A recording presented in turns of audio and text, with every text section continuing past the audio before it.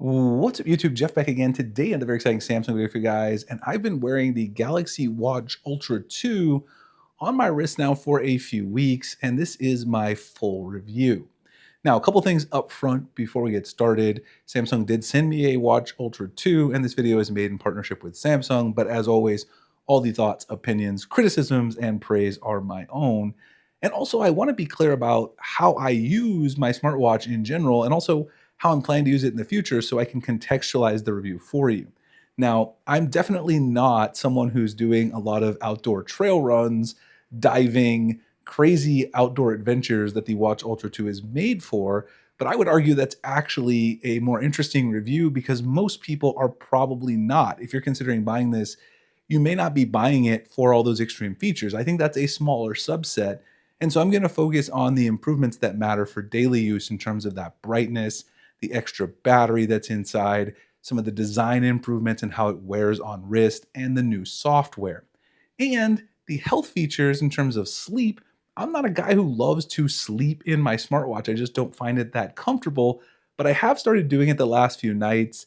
And I have a few thoughts to share about that and some of the new features like vitals, which it turns out actually takes quite a while to build up a set of data. It's really just an aggregation, which is a cool score, and I'll talk a little about how it works and what I found out as I started testing it. Something I've never done before because I've never really worn a smartwatch to sleep.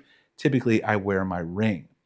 All right, so let's go ahead and talk about it. We're going to break down all the features, display everything you need to know about the Galaxy Watch Ultra 2, and my final verdict. Let's get into it. In terms of the build, Samsung made the watch 12% thinner, and you would think that doesn't really make a big difference in practice, but it actually does on the wrist. When you put this on the wrist, I mean, it is quite a bit thinner than the previous generation, and you definitely do notice it. I'll show you guys really quickly here my Watch Ultra original version, and if you put them side by side, I mean, you can really tell the thinness. And even if you can't see in the video, which I can see it pretty clearly, it definitely shows up when you wear this on the wrist in day-to-day use. Now, the crazy thing is, not only did they make it a lot thinner, they also put a bigger battery in here. They also changed the design slightly of the button. You can see the orange is a little more prominent. And they also made these buttons here on the top and the bottom a little more prominent as well. They changed the way the layout is. They're a little bit thicker, a little bit easier to recognize, which is another thing that I appreciated. And you see the front here, you can see they changed this. You got a little orange marker up there instead of the white one. They put some numbers around the side. Overall, I think they just classed this up. Not only the thinness, but they made it look better all around. Not huge changes, but things that are refinements. And then also, the other thing I wanted to flag is that this one I have a different kind of band on it. But this band now contours more to your wrist. So when you put it on, it tapers more to the wrist than it did before on the previous generation. So that is something that was a big improvement as well, along with the thinness, which really did impress me. Overall, I was incredibly impressed with the thinness improvements. The 12% doesn't seem like a big number until you wear it on your wrist all the time, and it actually makes a huge difference over the original Watch Ultra. You definitely notice it. The bulk, the weight has been reduced, and that's a good thing when you're wearing this every single day, and especially if you're going to wear it at night in the bed when you sleep. All right, so let's talk about the battery life on here. This thing is a battery life champion. It's at 87%. I think I got this off the charger last night, still wore it overnight, and then it's still got 87% battery life. This thing is absolutely insane in terms of battery life. It's very, very impressive, and I absolutely love the battery life on the Watch Ultra 2. And again, that's with getting heavy notifications all the time. I get notifications from Slack like every minute from the Sammy Guru Slack because we use it to communicate. All my socials on YouTube as well as Sammy Guru. And then also, of course, tracking my basic health. Like I said, not doing anything crazy. And then I've been wearing the watches to sleep. Both this one and the Watch 9 I recently started to try to start tracking some of those vital scores. So, like I said, getting about 3 days battery life on average on this device. It drains around 25 to 30% per day for me on average. That's with always on display on as well. You could, if you have light use, definitely extend that out to 4 hours if you're a very light user and don't get as many notifications. But you're definitely going to get about 3 days out of it if you're not using it as a super heavy GPS, trail run, hiking, fitness watch. If you're using it as a real outdoor watch, you're probably going to get 1 to 2 days. which is why it has such a big battery in the first place, diving, all that stuff. But it's an everyday smartwatch. You should be able to get 3 days out of it, even tracking the regular health stuff and regular workouts like runs, walks. And like I said, they actually made the case thinner and still got a bigger battery, 800 milliamp hours in there, which is crazy. But again, the Watch 9 is a lot thinner, 44 millimeters, but the battery life, I've been wearing this one now, the Watch 9, for like 2 days. I wore the Watch Ultra 2 for like 2 weeks to do this review. Now I'm working on the Watch 9 review. This one gets way worse battery life. I would say this watch probably gets a day, day and a half with my heavy use. So at least twice as long with the same use on the Watch Ultra 2. So if you're going to use this for anything super heavy fitness and GPS, it's going to die super quick. So I would say, even though I'm not the super outdoor enthusiast, if you are that person, you need the Watch Ultra 2 because the battery life is going to be the important thing for doing all that with GPS if you load up a bunch of maps into Strava, something like that. The battery life on this watch blew my mind. I knew that they raised the battery up to the 800 milliamp hours, but day-to-day use, 3, sometimes even close to 4 days with heavy notifications. Now, given, like I said, not doing any crazy workouts. So I did try loading some maps on here for GPS and stuff, but I never went out and actually did like a 2-hour long trail run or hike where you're actually using that precise GPS. That could certainly bring the battery life down substantially, but if you use this as a regular smartwatch, you're not going to have any problems at all with the battery life. The other differentiator this year, 5,000 nits of brightness. You guys can see it under my studio lights. This thing gets so bright, and this is the Watch 9 for comparison, which under the studio lights is fine, but if you take it outside in the direct sunlight, and I did that, the Watch 9 just doesn't quite compare to the Watch Ultra 2. It is crazy how bright this device gets. Is one of the biggest reasons to upgrade, in my opinion. 5,000 nits is the brightest on any smartwatch.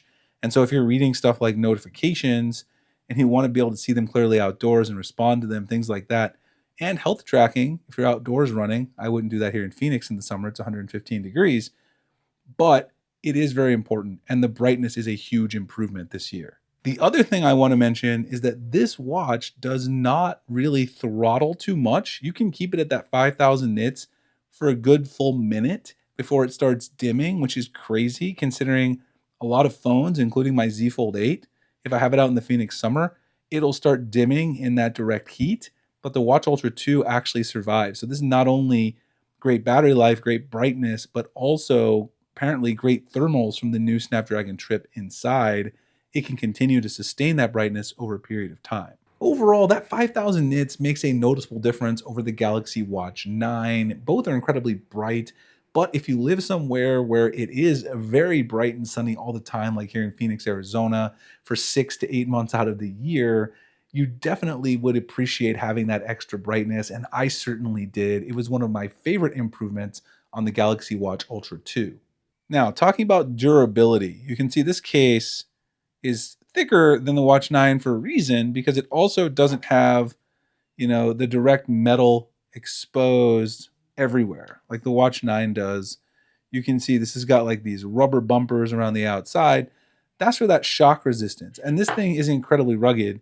You can bump and bang this up against just about anything, and you're not going to get scuffs or scratches. You've got all the military ratings on this. You could drop this watch onto the concrete, and it's got a raised up bezel around the front there too, so you're really not going to get a lot of scratches on the screen. When I wear this watch, I basically don't worry about it at all because I know that no matter what I do, it's very unlikely to get damaged in day-to-day use. So no matter what job you have, the Watch Ultra 2 is a great everyday watch just because of that durability that almost no other smartwatch has, including the Apple Watch Ultra. This one, I feel like, because it is got this reinforced edges and bumpers, is probably the most durable smartwatch on the market right now. One of my favorite things about wearing the Watch Ultra 2 instead of one of my regular watches, a lot of you know I like to collect regular mechanical watches, is that I don't have to worry about scuffing it or scratching it because this thing is an absolute tank. You can bang it up against doors, you can bang it up against anything while you're working. This is something you can take with you everywhere and not be worried about the durability or its scratching or scuffing. All right, so I mentioned the health and sleep in the beginning. I've been using the health and sleep features as well as starting to use some of the basic fitness features. There's some cool stuff on here. There's daily cardio load, running coach, you've got the new vitals, and you can add all of these in your tiles. And One UI 9 watch is great. I made a tutorial. You can come over here and add these tiles over here. You can see here breathing exercises. You've got your featured ones. You've got vitals, cycle tracking, all these various activities and apps. And I did a tips and tricks video on first things to do with One UI 9 watch, so check that out. But the software in general, very smooth, fantastic, absolutely love it. The thing I didn't realize is a lot of these new health features, and I'll show you because it's a little bit easier to show the synced data from on the phone here. You can see here, like the energy score you can get just by wearing it for one night, and it tells you your energy score for that given day and your sleep score, which will give you some good data. I've always found it really uncomfortable to wear a watch, especially the Ultra, the first one, because it's so bulky. This one, I don't feel so bad wearing it, so I've started to try to do that, and it has improved quite a bit, which is nice. Now, things like the vitals down here, if you go to vitals, vitals has a baseline that it has to get, and that baseline has to be over 7-day period. So if you don't wear it for 7 days, and because I switched watches back and forth there while I was doing a bit of the review, I didn't realize that Samsung Health doesn't fully sync this. Even if you choose the sync option inside of the Samsung Health settings, it won't sync it all between watches and phones. Now, for most people, that probably isn't a very big deal because, of course, you probably don't have two watches and two phones. But because I do, that was something that I had to deal with here. Now, the daily cardio load, this is only really going to populate if you're doing heavy exercises, which, as I said, I am going to start testing this a bit more. I've been doing minimal walking and running because I've been doing all these reviews. It's one of the tricky parts about reviewing tech, especially smartwatches. Like, I need to go out and do hours and hours of cardio every day to test all the features, but then you're also in the office writing up stuff over the website. Antioxidant index, I did test. Apparently, I need to eat some more broccoli, a very cool feature. And then down here, you've got all your fitness stuff. So blood glucose also is here, blood pressure, ECG, which I tested as well. Very useful metrics if you're interested in tracking your health. And like I said, I am definitely going to start using my Watch Ultra 2 and maybe the Watch 9 together and go on a bit of a fitness journey because I'm trying to lose about 50 pounds in the next year.